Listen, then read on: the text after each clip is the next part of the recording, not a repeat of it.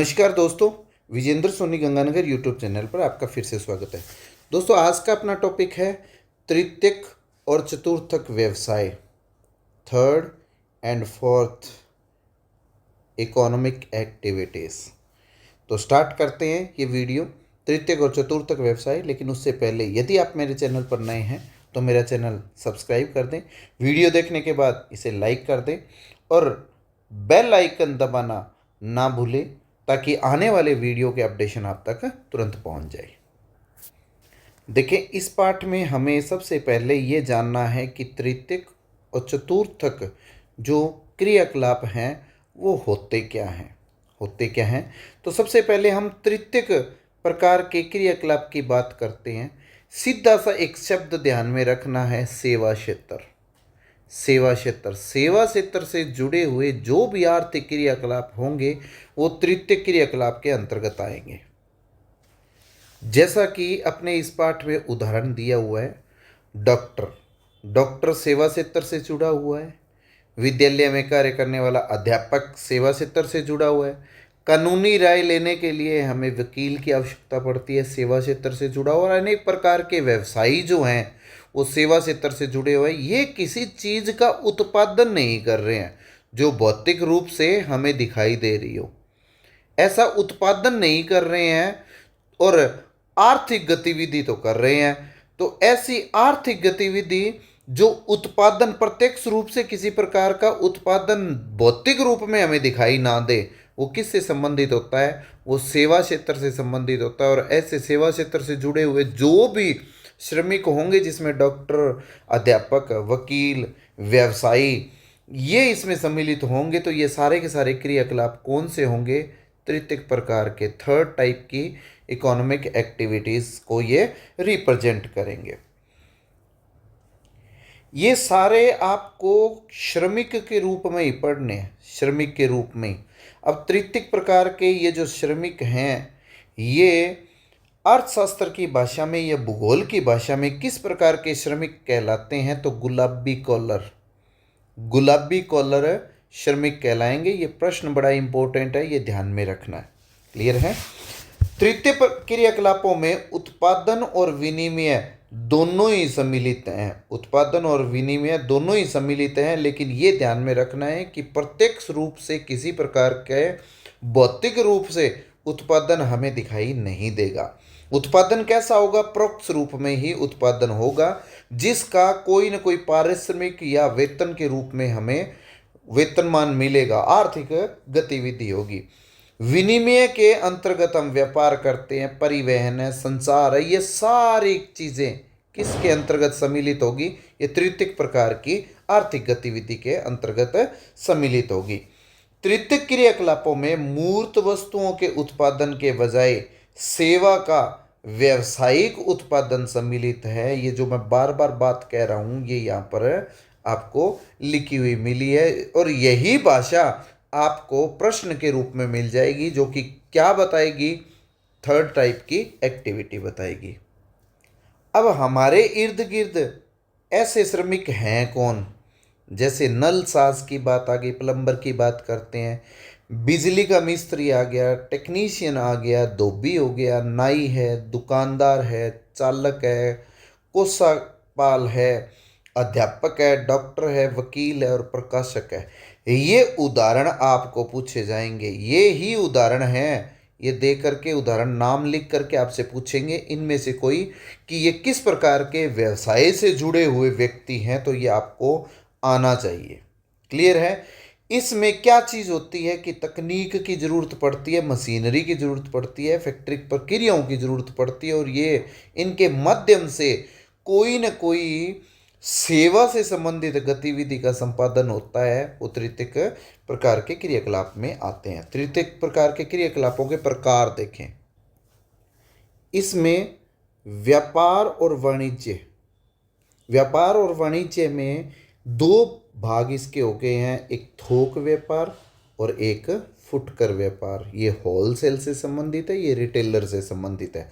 और थोक व्यापार जो वो है जो नगरीय और ग्रामीण मंडियों में होता है। फुटकर व्यापार जो नगरीय ग्रामीण क्षेत्र में है। अब इसमें ग्रामीण क्षेत्र में कौन से जितने भी हॉट बाजार है, वो भंडार फेरी वाले और लोक वितरण स्कीम वाले, ये सारे के सारे किस में आएंगे, तृतीय क्रियाकलाप के भाग हैं। और नगरीय क्षेत्र में देखें तो श्रृंखला भंडार है, डाक ऑर्डर है, सुलभ बाजार केंद्र है, लोक वितरण योजना है, दूरभाष है, इंटरनेट है। इन सब से संबंधित सेवा जो व्यापार और वाणिज्य के संबंध में आती है तो वो तृतीयक क्रियाकलाप के अंतर्गत आते हैं। परिवहन में सेवा का परिवहन का रूप कौन सा हो जाएगा, जितने भी परिवहन के प्रकार है, रेल, सड़क, जल, वायु, ये, और इनमें भी राष्ट्रीय और अंतर्राष्ट्रीय, आंतरिक और महासागरीय, ये भी यात्री और माल सेवा के रूप में। तो ये जितनी भी प्रकार की सेवाएं हैं, ये सेवा से संबंधित जितने भी आर्थिक क्रियाकलाप हैं जो कि यहाँ पर वर्णित हैं, ये आपने ध्यान में रखने। यहाँ से आपको एग्जाम्पल के रूप में सवाल पूछा जा सकता है। क्लियर है? अब इस रेखा चित्र की अपने डिटेल से चर्चा करते हैं। जैसे कि व्यापार और वाणिज्य की बात की है, व्यापार और वाणिज्य की बात है, इसमें होता क्या है, क्रय और विक्रय सम्मिलित है। क्रय खरीदना, विक्रय बेचना, ये दो प्रकार के बताए थे, फुटकर और थोक व्यापार के। लेकिन ये सारा का सारा काम होता क्या है, व्यापारी केंद्र पर। व्यापारी केंद्र पर मतलब क्रय और विक्रय जो होता है उसके भी दोनों रूप, फुटकर और थोक व्यापार के जहां पर संपादित होते हैं वो व्यापारी केंद्र कहलाता है। बड़ा इंपॉर्टेंट सा सवाल है। ठीक है, अब ये ग्रामीण क्षेत्र में भी होते हैं और नगरीय क्षेत्र में भी होते हैं। तो ग्रामीण क्षेत्र में होते हैं वो ग्रामीण विपणन केंद्र कहलाते हैं। क्लियर है? ग्रामीण विपणन केंद्र जहां पर जनसंख्या ज्यादा होगी या कोई कस्बा होगा, वो क्षेत्र इसमें सम्मिलित करना है। इसीलिए इसको क्या कह देते हैं, ये अर्ध नगरीय केंद्र होते हैं। यहां पर किसी प्रकार के थोक बाजार, मंडी या फुटकर व्यापार के छोटे केंद्र होंगे। ये नगर तो नहीं होंगे, स्वयं नगर नहीं होते हैं, लेकिन नगर की तरह ही ट्रीट करते हैं। ग्रामीण क्षेत्र में जितनी भी मांग आपूर्ति होती है वो इन्हीं केंद्रों से पूरी की जाती है। एक इनका रूप होता है ग्रामीण क्षेत्रों में आवधिक बाजार। देखिए, ग्रामीण क्षेत्रों में एक बड़ी मेले के रूप में या कोई बाजार के रूप में जो 7 दिन में या 15 दिन में या महीने में एक बार बढ़ता है, वहाँ पर उद्देश्य के रूप में कि ये चीज़ पर्टिकुलर संबंधित चीज़ वहाँ मिलेगी, तो निश्चित तिथि को या निश्चित स्थान पर ये कार्य संपादित होते हैं। वो क्या कहलाते हैं, ग्रामीण क्षेत्रों में आवधिक बाजार कहलाते हैं। ठीक है, जैसे पंचमी को मेला भरा है, पंचमी को मेला भरा है, तो ये मेला पंचमी को ही है, वो शुक्ल पक्ष की पंचमी को मेला भरना है, तो ये हर महीने शुक्ल पक्ष की पंचमी को आना है। तो ये मासिक अवधि के बाद में एक पूरा मेला भरेगा, उसमें बाजार लगेगा, तो ये किसकी श्रेणी में आएगा, आवधिक बाजार की श्रेणी में आएगा। ये चीज आपने ध्यान में रखनी है। नगरीय बाजार केंद्र की बात करते हैं। देखें, नगर होता क्या है, ये चीज हमें ध्यान में रखनी है। भूगोल के विद्यार्थी होने के नाते कम से कम 5000 की जनसंख्या हो, 400 व्यक्ति प्रति वर्ग किलोमीटर यहां पर जनघनत्व हो, निकटवर्ती छावनी वार्ड या नगरीय निकाय हो। यदि ये शर्तें पूरी करते हैं तो वो क्या कहलाएंगे, नगरीय बाजार कहलाएंगे। इसमें सबसे महत्वपूर्ण एक चीज और ऐड करनी है कि यहां पर 75% पुरुष जनसंख्या ऐसी होनी चाहिए जो गैर कृषि कार्य में सम्मिलित हो। गैर कृषि कार्य में मतलब ये द्वितीयक, तृतीयक, चतुर्थक, पंचम व्यवसाय करती हो, प्राथमिक व्यवसाय ना करती हो। ऐसा यदि है तो वो क्या कहलाएगा, वो नगर कहलाएगा। और नगरीय क्षेत्र में जो भी ये एक्टिविटी हो रही है बाजार केंद्रों से संबंधित, उसकी बात करते हैं। अब नगरीय बाजार केंद्र में आपको क्या मिलेगी, कोई भी शैक्षिक संस्थान मिलेगा, व्यापारिक सेवाएं मिलेगी, जैसे अध्यापक है, वकील है, परामर्शदाता है, चिकित्सक है, दांतों के डॉक्टर है, पशु चिकित्सक है। ये कहाँ मिलेंगे? ये नगरीय बाजार केंद्रों में मिलेंगे। देखें, हमने पढ़ा था एक तो थोक व्यापार और एक था फुटकर व्यापार। थोक व्यापार को हम होलसेल से आइडेंटिफाई करते हैं और फुटकर व्यापार को हम रिटेल से। रिटेल का हम सबसे अच्छा उदाहरण यदि देखें, जो अपने इर्द गिर्द घटना होती है उसमें फेरी वाले, रेडी वाले, ट्रक वाले, द्वार से द्वार वाले, डाक आदेश, दूर बार संचालित बिक्री मशीनें, इंटरनेट, फुटकर बिक्री के भंडार, ये है। आजकल एक बड़ी प्रथा चल रही है, जैसे बाइक पर या कोई गाड़ी पर आप लाउड स्पीकर लगा करके और कोई भी चीज़ बेचते हैं फेरी के माध्यम से, वो क्या कहलाता है? वो फुटकर व्यापार का एक बहुत ही अच्छा उदाहरण है। जैसे बाइक पर पंजाब दे भुने हुए छोले ले लो, ये क्या है? ये फुटकर व्यापार का उदाहरण है। अब भंडारों पर और सामग्री पर फुटकर व्यापार से संबंधित, भंडारण से संबंधित कुछ विशेष बातें हैं। जैसे फुटकर व्यापार में वृहद स्तर पर सबसे पहले नवाचार लाने वाले उपभोक्ता सरकारी समुदाय थे। ये चीज़ आपने ध्यान में रखनी है, उपभोक्ता सरकारी सहकारी समुदाय।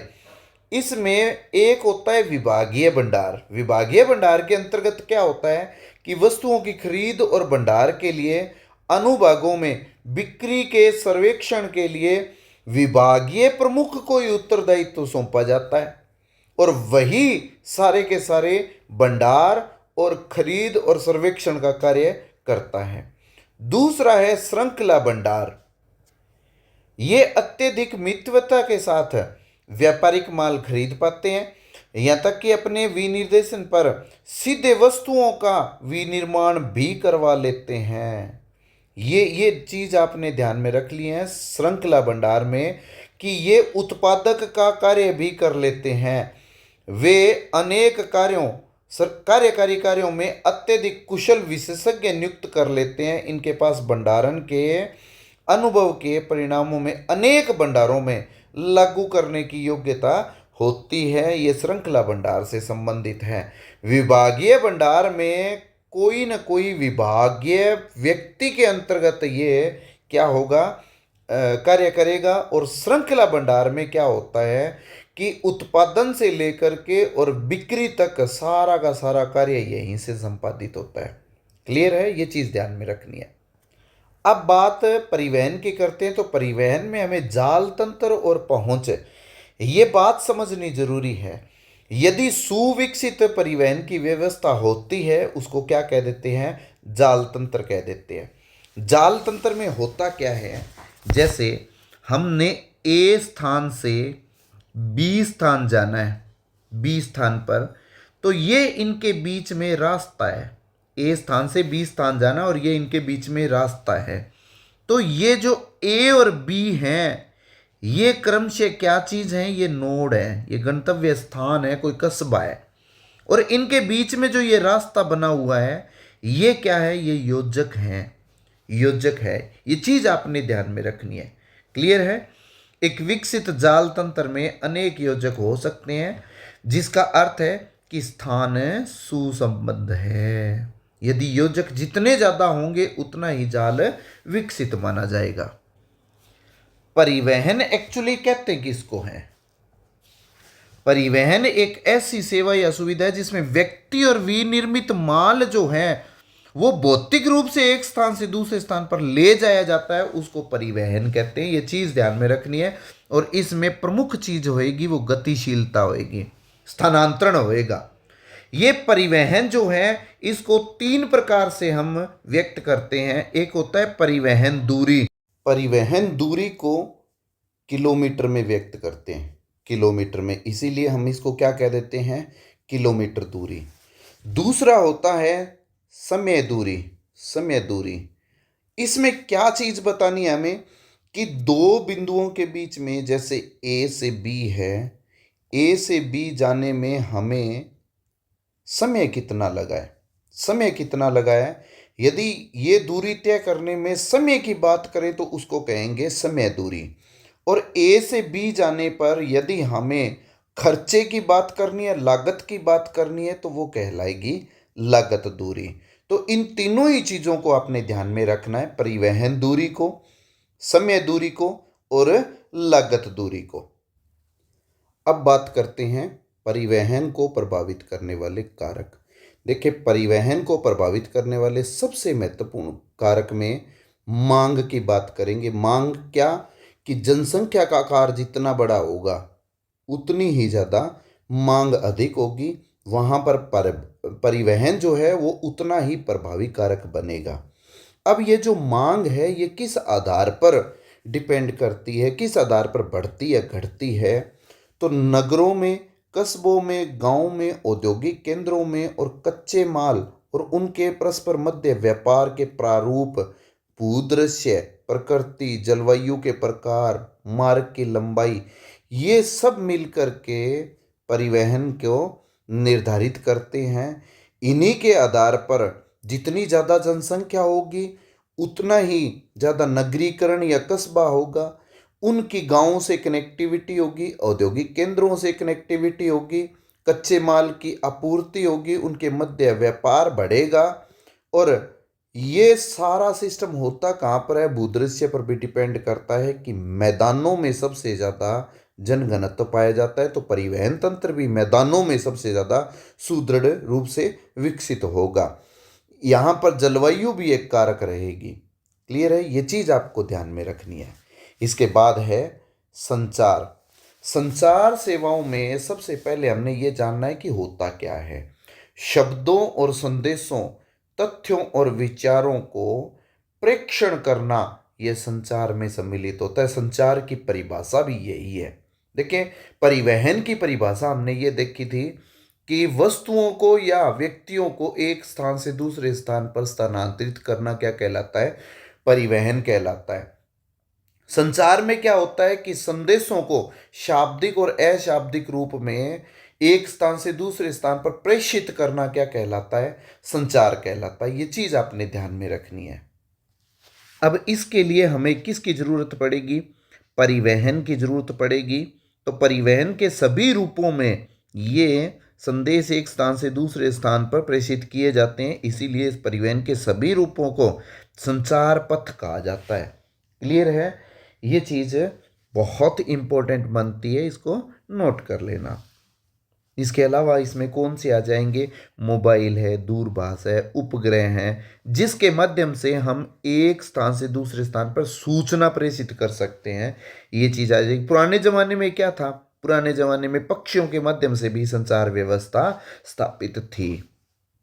वर्तमान में ऐसी संचार व्यवस्थाओं के लिए एक औपचारिक संस्थान की बात हम करते हैं, जिसको हम डाकघर कहते हैं। तो ये डाक का निपटारा डाकघरों के माध्यम से होने लगा है, वर्तमान संदर्भ की बात करें तो। इसके बाद है दूर संचार। ये भी संचार व्यवस्था में बहुत बड़ा सहयोगी है। संदेशों को भेजे जाने के गति की बात करें तो ये सबसे ज़्यादा उपयोगी है, क्योंकि इसमें समय फ्रैक्शन ऑफ सेकंड में ये संदेश पहुंच जाता है। इसीलिए इन्होंने संचार व्यवस्था में क्या कर दी है? क्रांति ला दी है। कौन कौन इसके माध्यम है? रेडियो और दूरदर्शन। रेडियो और दूरदर्शन ये समाचारों को, चित्रों को दूरभाषों कालों में पूरे विश्व में प्रसारित कर देते हैं। इसीलिए जनसंचार का माध्यम भी किसको कहा जाता है? रेडियो और दूरसंचार को कहते हैं। इनमें भी इंटरनेट का यदि सहयोग हो जाए तो वो विश्व स्तर पर यह संचार व्यवस्था स्थापित करने में सहयोग प्रदान किया है। तो वैश्विक संचार तंत्र में वास्तव में क्रांति लाने का काम किसने किया है? इंटरनेट ने किया है। क्योंकि इंटरनेट के माध्यम से हम पूरे विश्व को क्या कह सकते हैं? ग्लोबल गांव। ग्लोबल गांव, क्योंकि इसके माध्यम से हम पूरे विश्व में कहीं भी फ्रैक्शन ऑफ सेकंड में, एक सेकंड के यदि 60वें हिस्से में भी संदेश पहुंचाना है तो आराम से पहुंच सकता है। उसमें सहयोग कौन करेगा? इंटरनेट। क्लियर है? इसके बाद है सेवाएं। देखिए, सेवाओं को तृतीय प्रकार के आर्थिक क्रियाकलाप के रूप में, थर्ड टाइप की जो इकोनॉमिक एक्टिविटी है उसके रूप में हमने पाठ के शुरुआत में ही परिभाषित कर लिया था। ये जो सेवाएं होती है इनको स्तर के आधार पर यदि हम बांटना चाहें तो निम्न स्तरीय सेवाएं, निम्न स्तरीय सेवाएं, निम्न स्तरीय सेवाओं में उनको शामिल किया जाएगा जिसमें शारीरिक श्रम की आवश्यकता होती है। क्लियर है? जैसे माली, धोबी, नाई, पंसारी की दुकानें, धोबी घाट, ये सब कुछ निम्न स्तरीय सेवाओं के अंतर्गत आएगा। उच्च स्तरीय सेवाओं में उनको शामिल किया जाएगा जिसमें मानसिक श्रम की आवश्यकता होती है, जैसे अध्यापक, वकील, चिकित्सक और संगीतकार। तो ये चीज आपने ध्यान में रखनी है। इनको भी, सेवाओं को भी हमने यहाँ पर दो भागों में बांटा हुआ है। अब बात करते हैं कि विश्व स्तर पर तृतीय क्रियाकलापों में जो संलग्न लोग हैं उनका क्रियाकलाप कैसा रहता है, उनका घनत्व कैसा है। देखें, जो देश जितना विकसित होगा, जितना विकसित होगा वहां पर गैर कृषि कार्य उतना ही सुदृढ़ होगा। सुदृढ़ होगा मतलब कृषि कार्य लोग नहीं करेंगे।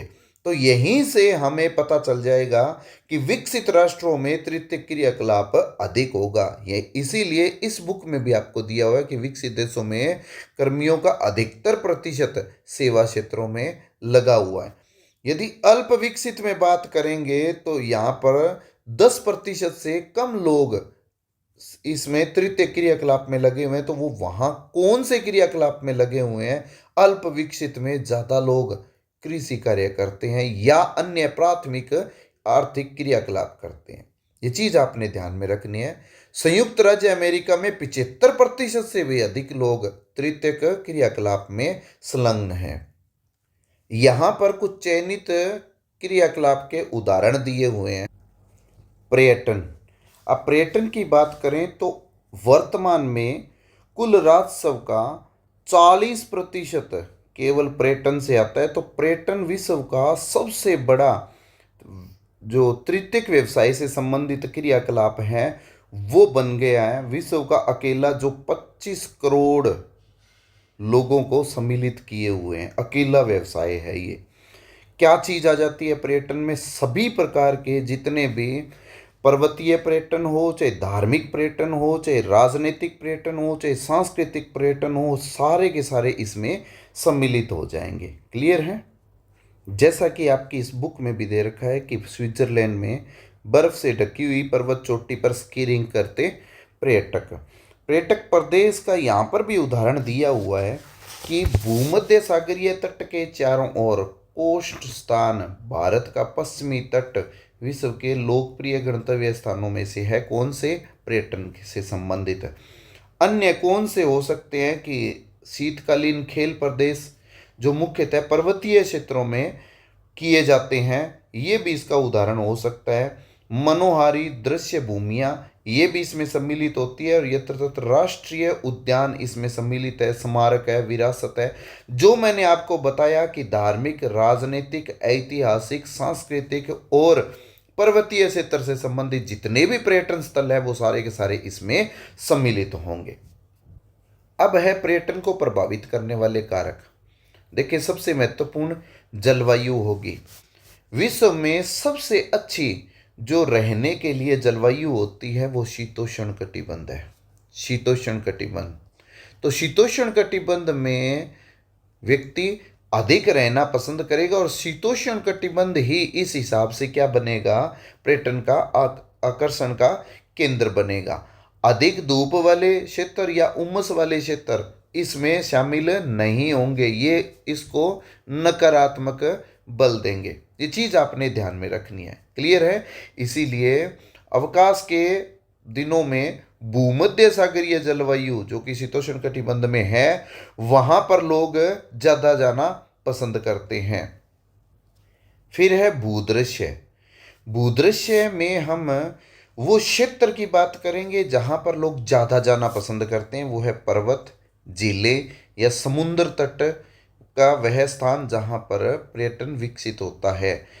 तो ये पर्यटन की दृष्टि से महत्वपूर्ण स्थान रहेंगे। क्लियर है? नेक्स्ट है इतिहास और कला से संबंधित।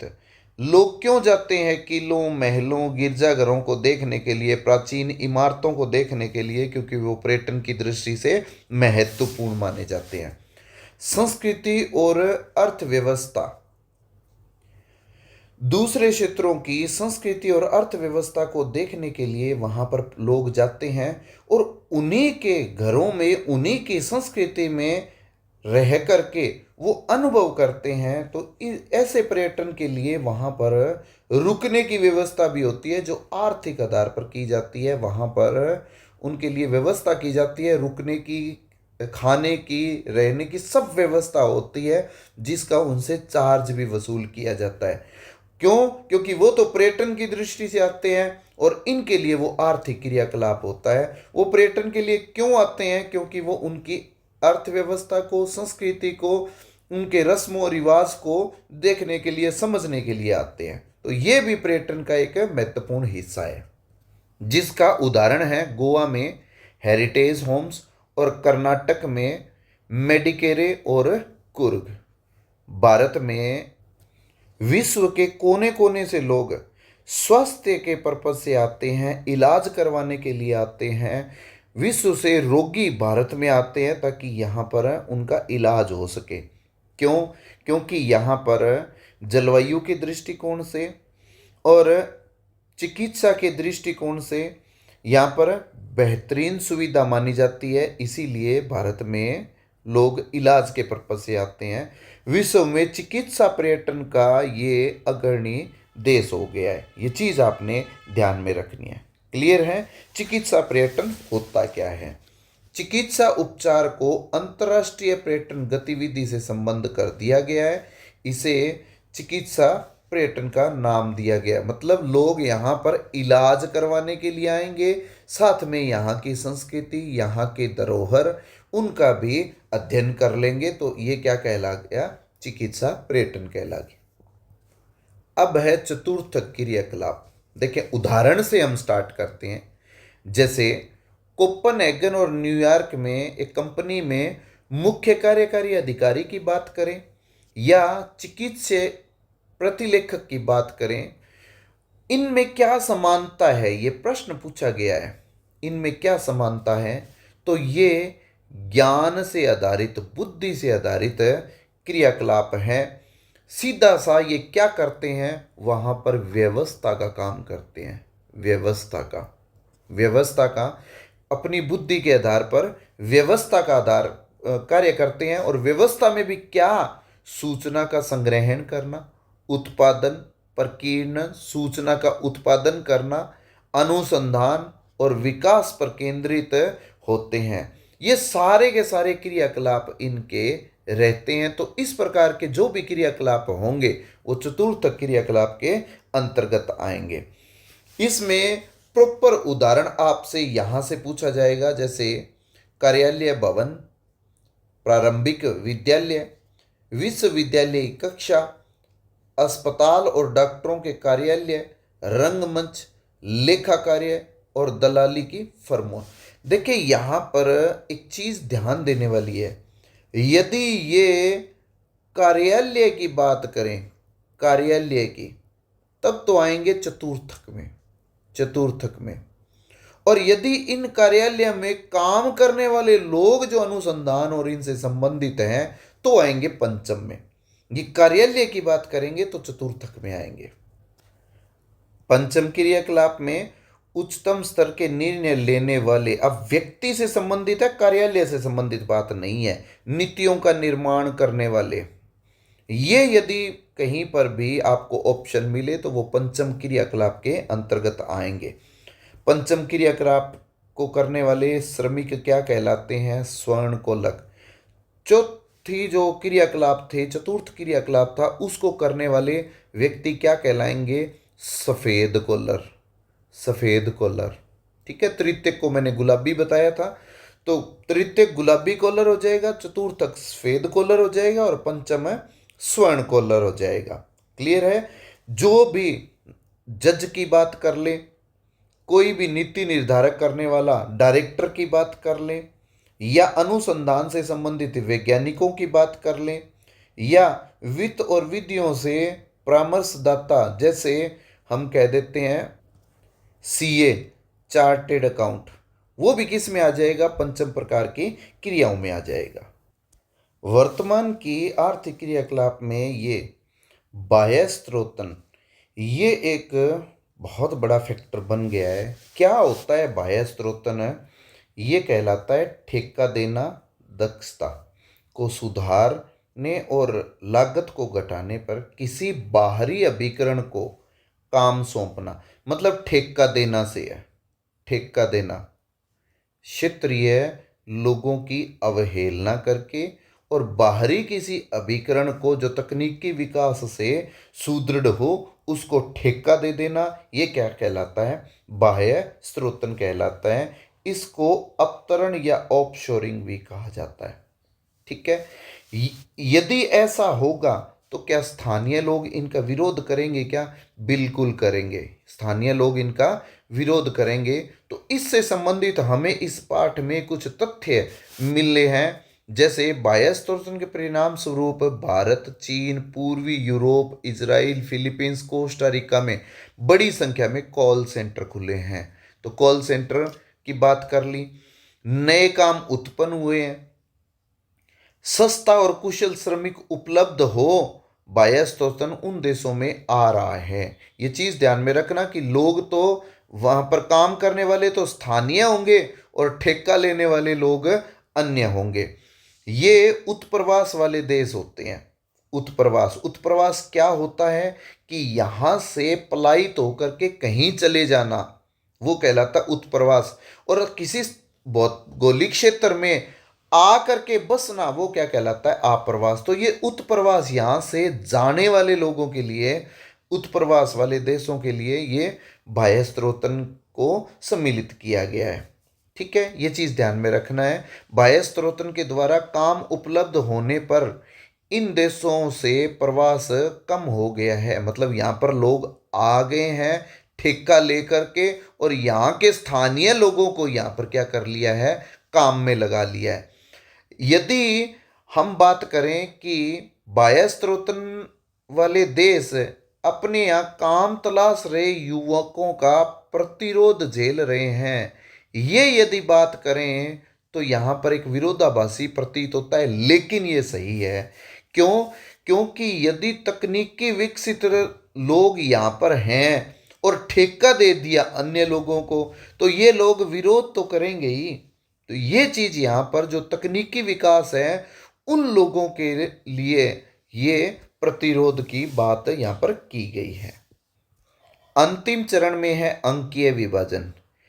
क्या होता है अंकीय विभाजन? इसका सीधा सा संबंध सूचना और प्रौद्योगिकी विकास से है।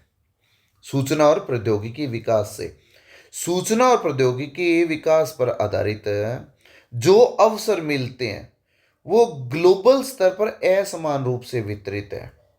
कैसे? कि विकसित देशों में ये सामान्य रूप से इसी दिशा में आगे तो बढ़ रहे हैं, लेकिन विकासशील देश जो हैं वो इसमें पिछड़ रहे हैं अवसरों की समानता के रूप में। मतलब विकसित देशों में तो अवसर अधिक हैं और विकासशील देशों में प्रौद्योगिकी विकास के कमजोर रहने के कारण यहाँ पर विकास में ये पिछड़ गए हैं। यही जो असमानता है इसको हमने क्या कह दिया है? अंकीय विभाजन कह दिया है। क्लियर है? महानगरों और ग्रामीण क्षेत्रों की बात करें तो महानगरों में ये अंकीय विभाजन उच्च रहे, ये कम रहेगा, और ग्रामीण क्षेत्रों में महानगरों की अपेक्षा ये निम्न स्तर पर रहेगा। ये चीज ध्यान में रखनी है। क्लियर है? तो ये था हमारा आज का वीडियो, जिसमें आपने तृतीयक, चतुर्थक और पंचम क्रियाकलाप को समझा है। उम्मीद है आपको ये वीडियो बहुत पसंद आई होगी। यदि पसंद आई है तो वही कार्य करना है कि इसको लाइक करना है, शेयर करना है। धन्यवाद।